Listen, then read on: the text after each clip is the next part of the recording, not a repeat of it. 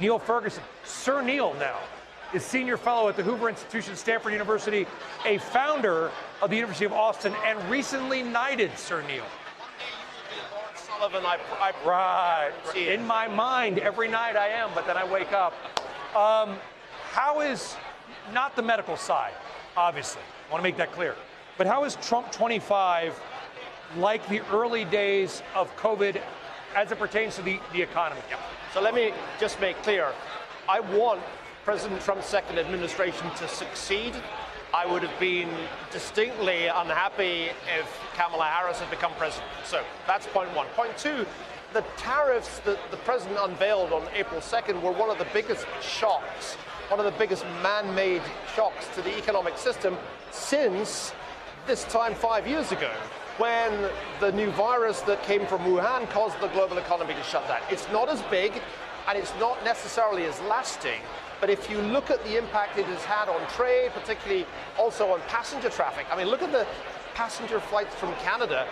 We haven't seen a decline, and Europe, like that since 5 years ago. So I think it's worth recognizing, even although markets are in a somewhat more optimistic mood than they were the week after Liberation Day, that we're still in the midst of a dramatic shock. Brian, the average U.S. tariff rate is 10 times what it was last year. That is a huge increase in tariffs and implicitly also a tax on consumers. It's a big shock. If I were to pull most of these really smart women in behind us here, they would probably say, well, the tariffs are a disruption, but it's the length of time that they're on that might matter more than the raw amount of the tariff itself. Would you agree with that? I think it's also the uncertainty about where they land. And we are in the midst of a frantic negotiation to try to come up with trade deals within that 90-day limit that the president set when he paused everything on April 9th.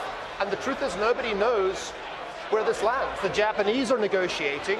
They wanted to get away from even the 10% base tariff. They've just been told no, I gather. So there's uncertainty. There's also massive uncertainty, Brian, about China, because the U.S. China trade relationship has effectively been ended. This is not just a tariff, it's an embargo. And so that embargo could last for who knows how long. Markets were telling themselves last week, somehow this all gets done. Scott Bessent waves a magic wand and much of this goes away. I am struggling to find evidence that that outcome is the base case. My expectation is that the tariffs last. Us or China? Well, the Chinese are probably feeling more relative pain because they're so reliant on exports, but they have a system which is essentially opinion-proof. It's a one-party state with a surveillance system that makes any kind of political opposition virtually impossible. So he doesn't have to, Xi Jinping does not need to worry about opinion polls or midterms.